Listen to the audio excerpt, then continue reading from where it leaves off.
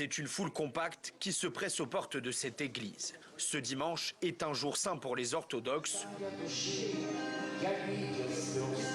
Mais la plupart de ses habitants viennent aussi par nécessité. Ici, la fin de l'office est l'occasion d'une distribution alimentaire. S'il vous plaît, ne demandez rien de plus pour vos voisins et vos proches. Vous êtes déjà plus de 500 personnes ici. Les denrées sont trop rares pour être partagées et l'église trop petite pour accueillir toute la foule.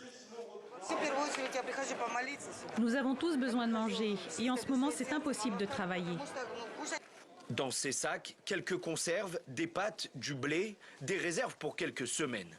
Car ces habitants sont parmi les plus pauvres de Kramatorsk. Pour eux, impossible de fuir la guerre. Alors ils se préparent au pire, une avancée de l'armée russe jusqu'aux portes de la ville.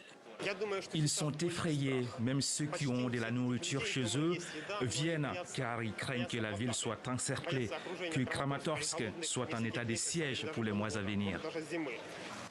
Le Donbass vit au rythme des pénuries.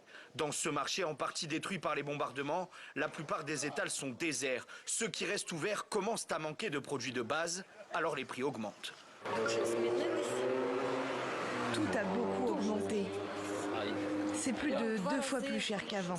C'est la conséquence de difficultés d'approvisionnement. Ces dernières semaines, cette commerçante multiplie les allers-retours. Un trajet de plus de 8 heures pour garder sa boutique ouverte.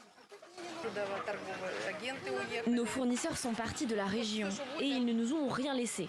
Du coup, on est obligé d'aller jusqu'à Dnipro ou Pavlograd et par nos propres moyens. Le Donbass est désormais la région la plus isolée d'Ukraine. C'est ici que la sécurité alimentaire est la plus menacée.